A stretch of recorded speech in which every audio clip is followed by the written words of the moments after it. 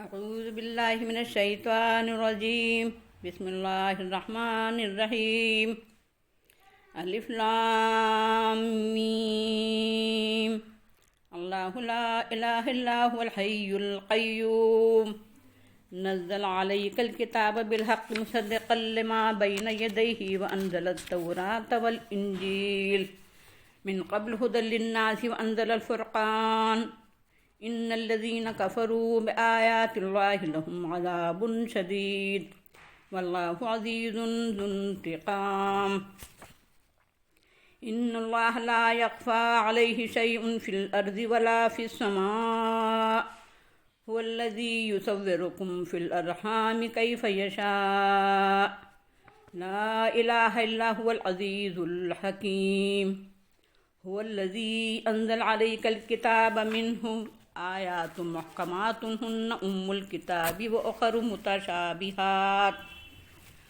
فاما الذین فی قلوبہم زیغ فیتبعون ما تشابہ منہ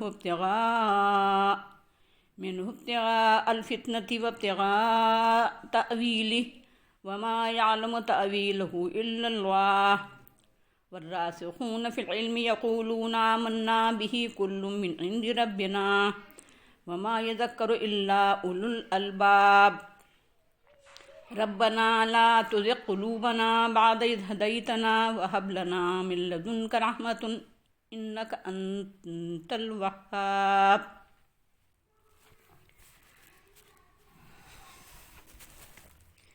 ربنا لا تزغ قلوبنا بعد إذ هديتنا وهب لنا من لدنك رحمة إنك أنت الوهاب ربنا انك جامع الناس ليوم لا ريب فيه ان الله لا يخلف الميعاد الف لام میم اللہ کے سوا کوئی الہ معبود مستعان اور حاکم نہیں ہے، وہ الحی اور القیوم ہے۔ اس نے تم پر الکتاب حق کے ساتھ اتاری ہے جو اس کی تصدیق کرنے والی ہے، جو اس سے پہلے ہے، اور اس نے تورات اور انجیل کو نازل کیا اس سے پہلے لوگوں کی ہدایت کے لیے، اور اس نے حق و باطل کے درمیان فرق کرنے والی کسوٹی اتاری۔ یقیناً ان لوگوں کے لیے جنہوں نے اللہ کی آیات کا انکار کیا شدید عذاب ہے، اور اللہ تعالیٰ غالب انتقام لینے والا ہے۔ یقیناً اللہ تعالیٰ پر کوئی چیز زمین میں پوشیدہ نہیں ہے اور نہ آسمانوں میں۔ اللہ وہ ہے جو ارحام یعنی بچہ دانیوں میں جس طرح چاہتا ہے تمہاری صورت گری کرتا ہے، اس کے سوا کوئی الہ معبود مطاع مستعان اور حاکم نہیں ہے، وہ غالب اور حکمت والا ہے۔ اللہ وہ ہے جس نے تم پر الکتاب اتاری، اس میں سے کچھ آیات محکمات ہیں، وہی اصل کتاب ہیں، اور دوسری متشابہات ہیں۔ تو جن لوگوں کے دلوں میں کجی ہے وہ ان میں سے متشابہات کے پیچھے پڑے رہتے ہیں فتنی کی تلاش میں، اور اس کو معنی پہنانے کی کوشش میں، حالانکہ اس کے صحیح معنی صرف اللہ ہی جانتا ہے۔ اور علم راسخ رکھنے والے کہتے ہیں ہم اس پر ایمان لے آئے، ہر ایک ہمارے رب کی جانب سے ہے، اور نصیحت تو صرف خالص عقل والے ہی حاصل کرتے ہیں۔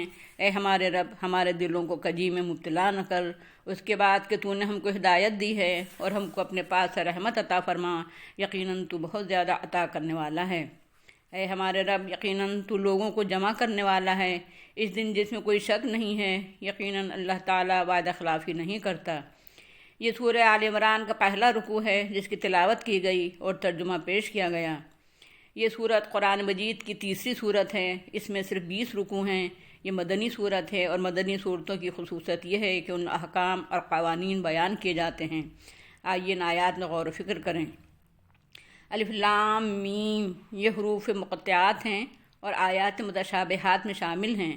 ان کے معنی متعین کرنے میں اپنا وقت اور صلاحیت ضائع نہیں کرنا چاہیے۔ ان کے سلسلے میں میرے مضمون حروف مقطعات کا مطالعہ کرنا کافی ہوگا۔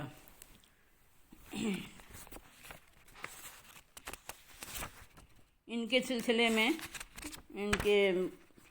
مولانا سلیمان قاسمی مرحوم صاحب کی حروف مقطعات جو مضمون ہے اس کا مطالعہ کرنا کافی ہوگا۔ قرآن کی اصل دعوت توحید ہے، یعنی الہ معبود مطاع مستعان اور حاکم طبعی و حاکم شرعی صرف اللہ تعالیٰ ہے۔ خالق، مالک، رازق اور حاکم صرف اللہ تعالیٰ ہے۔ اس کے علاوہ عبادت، اطاعت اور حاکمیت کا مستحق کوئی نہیں ہے، کیونکہ وہ الحی ہے، یعنی ہمیشہ سے ہے اور ہمیشہ رہے گا۔ اس کی زندگی ذاتی ہے اور کائنات میں زندگی جہاں کہیں بھی ہے اس کا سرچشمہ صرف وہی ہے۔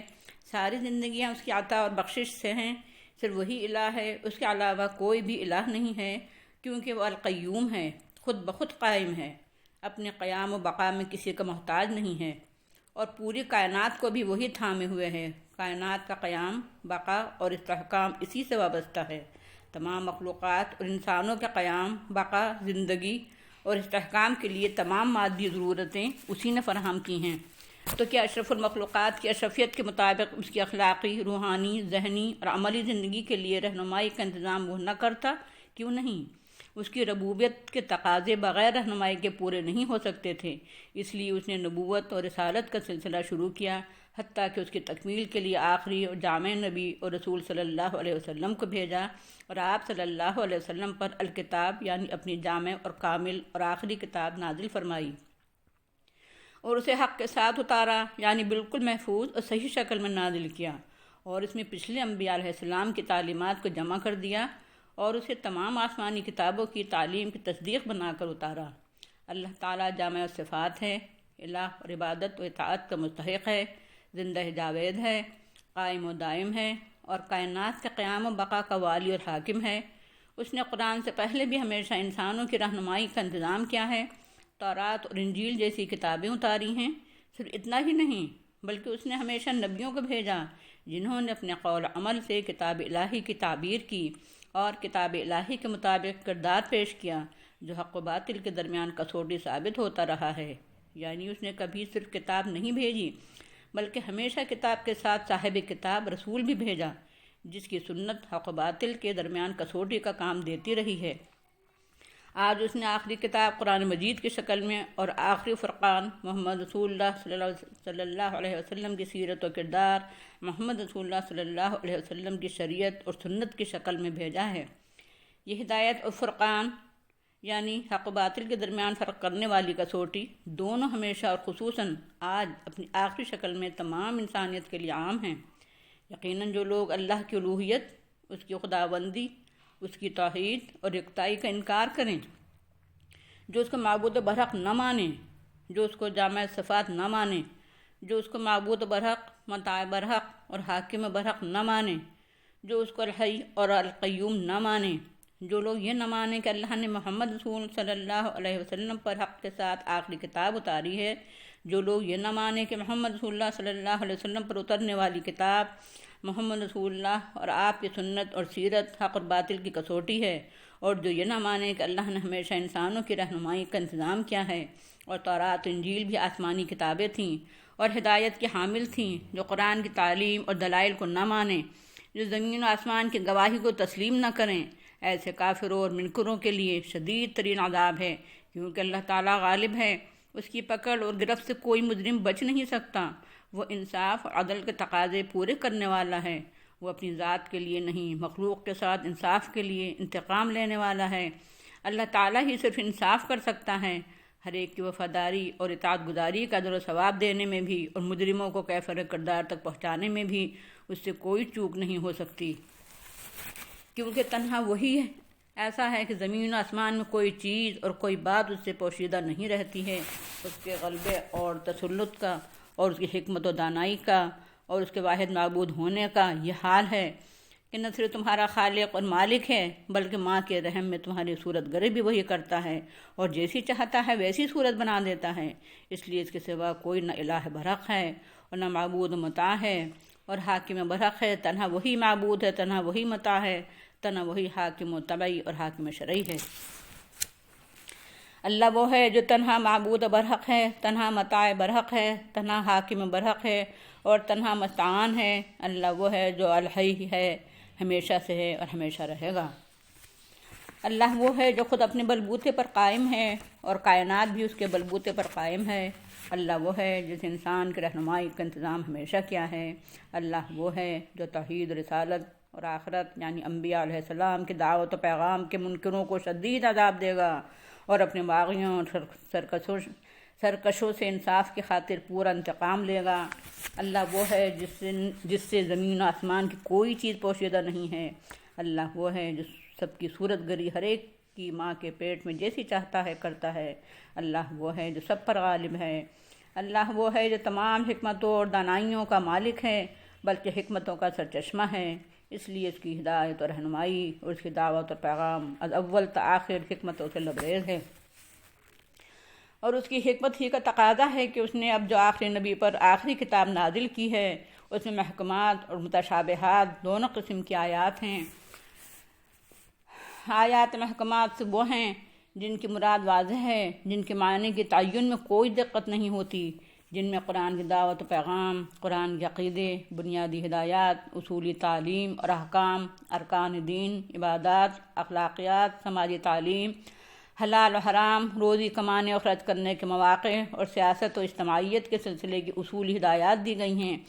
اور متشابہات وہ ہیں جن کا تعلق امور ما بعد الطبیعات سے ہے، ان کی مراد واضح نہیں ہے، ان کے معنی متعین نہیں ہیں، کیونکہ انسان کو شعور، تعقل اور ادراک کی جو قوتیں دی گئی ہیں محدود ہیں۔ امور مغیبات کا متعین اور غیر مشتبہ مفہوم و معنی انسان کے بس میں نہیں ہے، اس لیے پختہ علم کا تقاضا ہے کہ ان پر ایمان لے آیا جائے کہ اللہ عالم بمرادہ بذالک، یعنی ان کی صحیح مراد اللہ ہی جانتا ہے، ان کے معنی کے تعین کے پیچھے نہیں پڑنا چاہیے۔ جن لوگوں کے دلوں میں ٹیڑھ اور کجی ہوتی ہے متشابہات کے پیچھے پڑے رہتے ہیں، یا تو اس لیے کہ وہ بدنیت ہوتے ہیں، قرآن میں کیڑے نکالنا چاہتے ہیں، قرآن کو اپنے پیچھے چلانا چاہتے ہیں، لوگوں کو قرآن سے برگشتہ کرنا چاہتے ہیں، اہل ایمان کے دلوں میں وسوسے پیدا کرنا چاہتے ہیں، یا ان کے پیش نظر متشابہات کے پیچھے پڑنے کی غرض ان کے معنی کی تعین ہوتی ہے، حالانکہ ان کی صحیح مراد اللہ کے علاوہ کوئی نہیں جانتا۔ متشابہات کے لیے بھی کسوٹی دراصل محکمات ہی ہیں، کیونکہ وہی الکتاب ہیں۔ اگر ایمان لانا ہے تو محکمات اس کے لیے کافی ہیں، اگر عمل کرنا ہے تو محکمات کافی ہیں، اگر کردار بنانا ہے تو محکمات کافی ہیں، فرد کے تزکیے کے لیے، معاشرے کی تعمیر کے لیے، اسٹیٹ کے قیام کے لیے، اللہ کے حقوق کے لیے، نفس کے حقوق کے لیے اور دنیا کی تمام چیزوں کے حقوق کے لیے محکمات اگر کافی نہ ہوتیں تب متشابہات کے پیچھے پڑنا روا ہوتا۔ جب اللہ تعالیٰ خود فرما رہا ہے کہ محکمات الکتاب ہیں اور متشابہات کے معنی صرف اللہ ہی جانتا ہے، تو پھر متشابہات کے پیچھے پڑنے کی ضرورت ہی نہیں رہتی۔ لیکن ایک سوال یہ رہ جاتا ہے کہ پھر آخر متشابہات کی ضرورت کیا ہے؟ تو در حقیقت بات یہ ہے کہ اللہ کی ذات ہے، اس کی صفات ہیں، فرشتے ہیں، وحی اور رسالت ہے، امور آخرت ہیں، ان کا ایک تصور اور فی الجملہ ان کے متعلق ایک خاکہ ذہن اور دل میں بنانے کے لیے ان کو لایا گیا ہے۔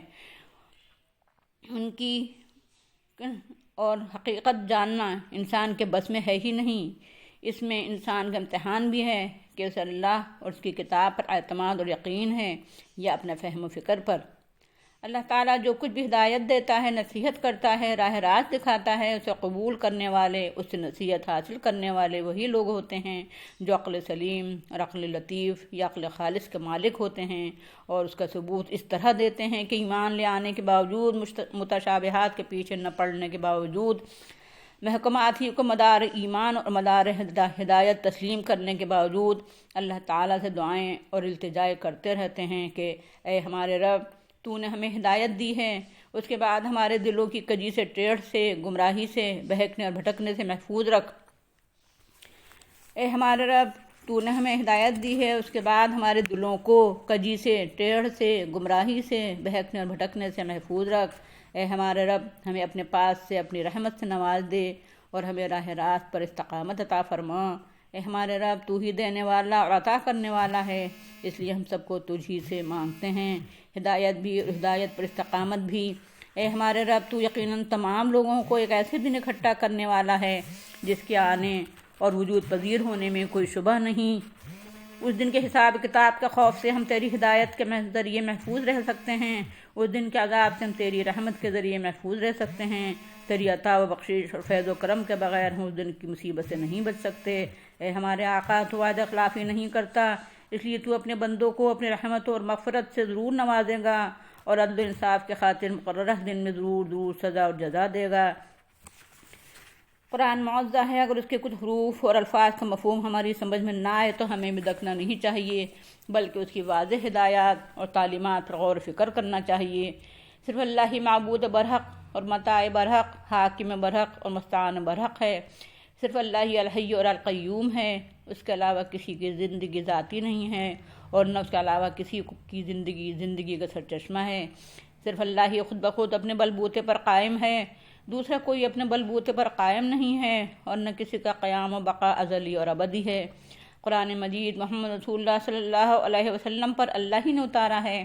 قرآن مجید پچھلی کتابوں کا مصدق ہے، یعنی وہ تمام آسمانی کتابوں کو اللہ کی کتابیں مانتا ہے اور ان کی اصل تعلیمات کو تسلیم کرتا ہے اور ان کی پیش گوئیوں کا مصداق بن کر آیا ہے۔ تورات اور انجیل کو بھی اللہ ہی نے اتارا تھا اور وہ بھی انسانیت کے ذریعے ہدایات تھیں۔ اللہ تعالیٰ ہی نے الفرقان یعنی قرآن مجید بھی اتارا ہے۔ قرآن اور صاحب قرآن دونوں حق اور باطل کے درمیان کسوٹی ہیں۔ اسی طرح پچھلے انبیاء علیہ السلام اور پچھلی الہی کتابیں بھی اپنے اپنے دور میں حق و باطل کے درمیان کسوٹی تھیں۔ جو لوگ سمجھ بوجھ کر اللہ کی آیات کا انکار کر دیں وہ سخت و شدید عذاب سے دوچار ہوں گے۔ اللہ تعالیٰ غالب ہے، انتقام لینے پر قادر ہے، اس لیے اس کے پیغام اور ہدایت کا انکار کرنے سے پہلے سوچ لینا چاہیے کہ کسی معمولی ہستی کے فرمان کا انکار نہیں ہے، بلکہ اس کا انکار ہے جو کائنات پر تسلط رکھتا ہے اور غالب ہے۔ اللہ تعالیٰ سے کائنات کی کوئی چیز چھپی ہوئی نہیں ہے۔ کسی کا ایمان و عمل یا کسی کا کفر و انکار اس سے کس طرح پوشیدہ رہ سکتا ہے؟ اللہ تعالیٰ کے کرم، نوازش اور احسان، اس کی قدرت اور حکمت، اس کی علم اور دانائی کا یہ حال ہے کہ ماں کے پیٹ کے اندر صورت گری کرتا ہے اور جیسی چاہتا ہے ویسی صورت بنا دیتا ہے۔ واقعہ یہ ہے کہ اللہ کے سوا کوئی الہ، معبود، مطاع، مستعان اور حاکم نہیں ہے۔ وہ کائنات پر غلبہ اور تسلط رکھتا ہے اور حکمت و دانائی کا مالک ہے۔ اس کی دعوت و پیغام، اس کی عطا کیا ہوا نظام فکر و عمل حکمت و دانائی سے لبریز ہے۔ اللہ نے اپنی حکمت کے تقاضے سے حیات انسانی کے لیے ہدایت نامہ نازل کیا اور اس میں دو قسم کی آیات نازل کیں، ایک محکمات جو اصل کتاب ہیں، دوسری متشابہات۔ متشابہات کے لیے بھی معیار و کسوٹی محکمات ہی ہیں۔ جن لوگوں کے دلوں میں ٹیڑھ اور کجی ہے متشابہات کے پیچھے پڑے رہتے ہیں، فتنے کی تلاش میں، یہ معنی پہنانے اور متعین کرنے کی کوشش میں۔ متشابہات کا صحیح مفہوم صرف اللہ تعالیٰ جانتا ہے۔ علم راسخ رکھنے والے لوگ محکمات اور متشابہات دونوں پر ایمان رکھتے ہیں اور دونوں کو اللہ کی آیات مانتے ہیں۔ خالص سلیم عقل رکھنے والے ہی قرآن سے ہدایت اور نصیحت حاصل کرتے ہیں اور عقل والے ہی اللہ تعالیٰ سے دعائیں کرتے ہیں کہ ہدایت کے بعد ہمارے دلوں کو کجی سے محفوظ رکھ اور ہمیں اپنی رحمت سے نوازتا رہے۔ عقل مند لوگ یہ سمجھتے ہیں کہ مادی ضرورتیں پوری کرنے والا اور ہدایت و رہنمائی دینے والا صرف اللہ ہے۔ عقل مند لوگ یقین رکھتے ہیں کہ حساب ضرور لیا جائے گا اور اللہ تعالیٰ تمام انسانوں کو دوبارہ پیدا کر کے ایک دن اکٹھا کرے گا اور پاداش عمل بہرحال ضروری ہے۔ عقل مند لوگ اللہ کے وعدے اور وعید دونوں پر یقین رکھتے ہیں۔ وآخر دعوانا الحمدللہ رب العالمین۔ السلام علیکم ورحمۃ اللہ وبرکاتہ۔